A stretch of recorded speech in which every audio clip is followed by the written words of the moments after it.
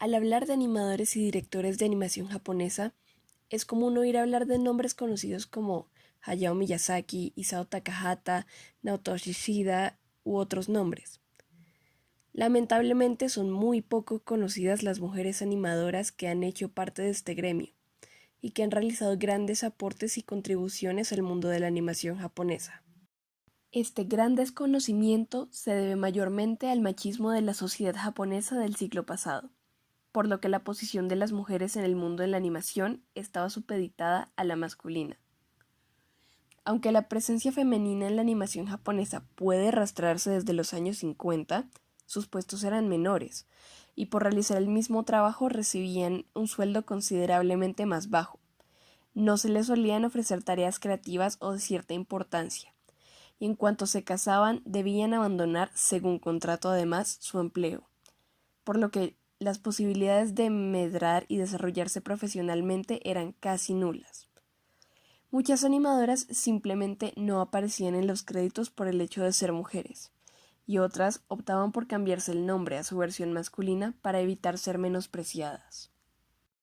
A pesar de todo esto, muchas mujeres han abierto campo en este medio todavía adverso, luchando día a día contra los prejuicios, la minusvaloración y el desdén. Cada vez van apareciendo más, con un talento equiparable y en ocasiones superior al de sus colegas masculinos, ocupando un lugar que les pertenece por derecho propio como seres humanos con capacidad de pensar y crear. Según el grupo de defensa Women in Animation, el 60% de los estudiantes de animación en los Estados Unidos y en Europa son mujeres. Pero la tasa de abandono a medida que ingresan en la industria es asombroso, con solo entre el 20 y el 40% de los roles profesionales ocupados por mujeres. Uno de los factores que ha contribuido en esta desigualdad de género en este gremio han sido los comportamientos sociales arraigados, ya que el papel tradicional de un director requiere ser extremadamente obstinado y en sus decisiones artísticas y sentirse cómodo con tener un equipo que trabaje solo para llevar a cabo su visión. Es directamente contrario a cómo la mayoría de las mujeres han sido criadas. Se supone que, como mujer, debes ocuparte de la gente y no ponerte en dificultad. El principal problema es la falta de fe en nosotras mismas, que proviene de siglos de opresión de la mujer, en general.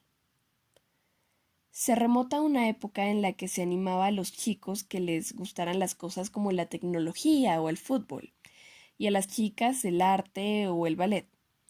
Estas expectativas proyectadas hacia nosotras han alimentado los intereses y las elecciones profesionales posteriores. Sin embargo, los roles y las expectativas de género se están volviendo más fluidos, lo cual es un cambio emocionante.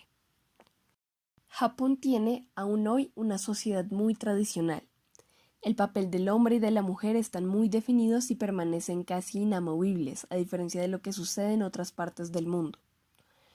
En parte, se debe a que en las mentes de los japoneses persisten muchas ideas desde la era Edo, y por la influencia del confucianismo que ve al hombre como un ser social que ocupa un puesto y desempeña una función determinada como estrategia del bien común. En Japón, las mujeres, al igual que los hombres, están encasilladas en un rol determinado por el género. Solo el 10% de los cargos de dirección en las empresas privadas son ocupados por mujeres, y el caso es similar en la administración pública. Los japoneses conciben esta situación como un asunto meramente cultural.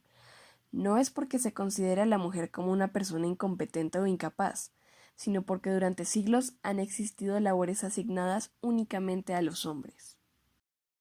Además, el contexto político de Japón hace muy desfavorable la emancipación de la mujer, puesto que el Partido Democrático Liberal, excesivamente conservador, ha estado en el poder desde finales de la Segunda Guerra Mundial. Con la derrota de Japón, el Parlamento tuvo que aceptar la inclusión de una nueva constitución en la que se garantizaba la igualdad entre hombres y mujeres.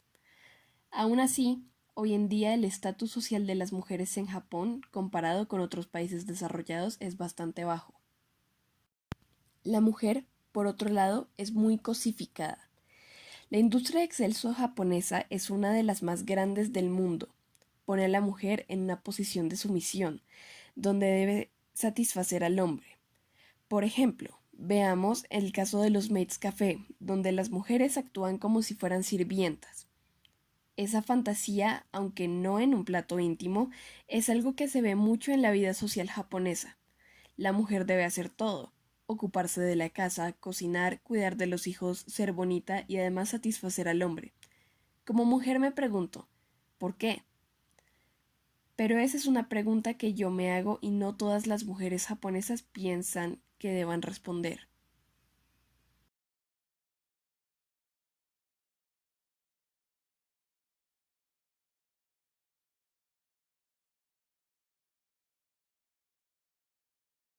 Reiko Okuyama fue una de las primeras animadoras japonesas en la industria.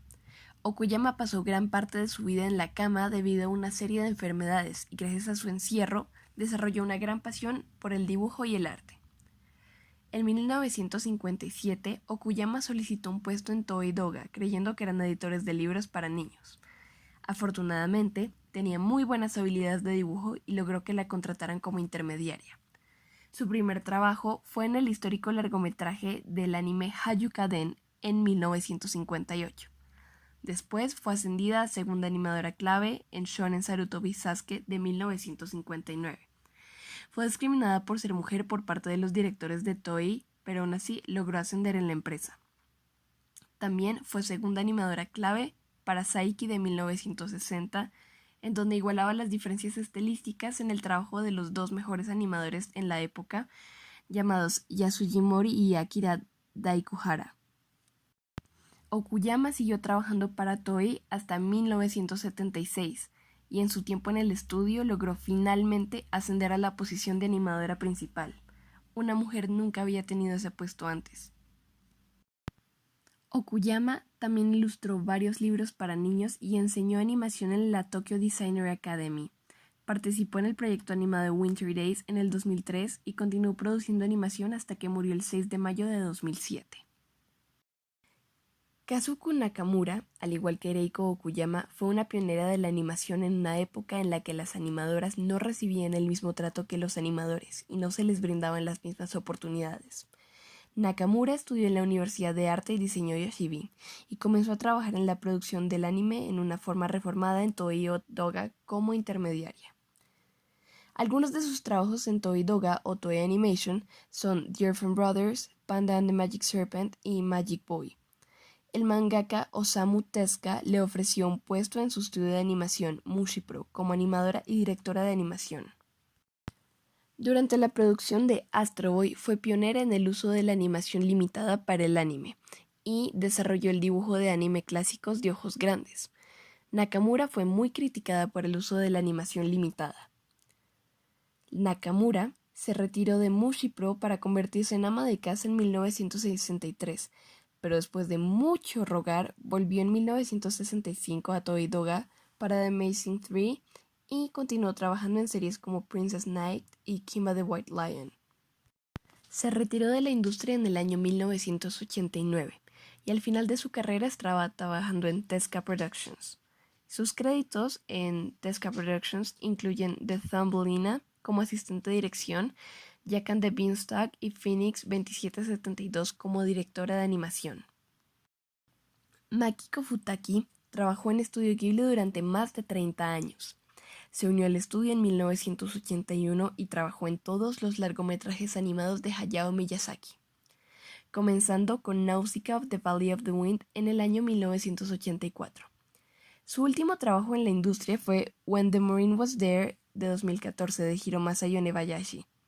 También trabajó con directores de la talla de Isao Takahata y también Jan Quiroche en 1979, y su trabajo impresionó tanto al director que en 1981 la contrataron para Nausicaa. Makiko Futaki también fue una importante animadora en Akira y en Royal Space Force. La carrera de Futaki terminó cuando murió a los 57 años de una enfermedad no especificada. Yoriko Mitsushiri es una animadora contemporánea japonesa. Hace cortos, trabaja la sensualidad, la suavidad y lo cotidiano. Su trabajo se reconoce por el movimiento de línea y la paleta de color que utiliza. Usa colores suaves y pastel. En una entrevista, Mitsushiri dijo: Lo más importante en mi animación es el movimiento de la línea, pero no puedo trazar una línea muy fuerte o se perderá la suavidad. Si mantienes tu color mientras ves conscientemente una línea fina y suave como es debido, inevitablemente tendrás muchos colores claros. Específicamente el rosa fino y el morado son colores que me relacionan con la suavidad y la sensación del cuerpo. Mitsushiri busca la belleza en lo cotidiano. Shishi Yamasaki es una artista, animadora e ilustradora de la Universidad de Bellas Artes de Tokio.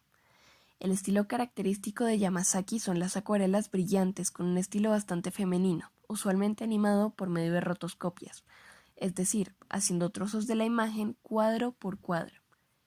En 2017 creó un cortometraje para Chanel con la modelo Cara Delevingne para un anuncio de moda, que recibió mucha atención por su creatividad. Shishi también ha colaborado con empresas como Airbnb y Shiseido. Estas fueron algunas de las mujeres que han perseverado para dejar su huella en la animación japonesa sin importar la discriminación y las limitaciones para laborar en este gremio tan dominado por los hombres. Antes las mujeres solamente dibujaban lo que les pedían, o hacían labores de menor importancia y no tenían libertad creativa para conocer todo su potencial. Aún así, estas mujeres lograron abrirse camino en esta industria e hicieron aportes muy importantes en la animación. Ahora los tiempos han cambiado un poco y hay muchas técnicas de animación nuevas que permiten a las animadoras contemporáneas tener libertad de hacer el trabajo que quieran para sí mismas para poder salir adelante con su propio estilo de dibujo. Sin embargo, aún falta mucho para que las mujeres en la industria tengan las mismas oportunidades y no se les juzgue por no crear según los estereotipos de dibujos tiernos y colores pastel muy propios de la cultura kawaii japonesa.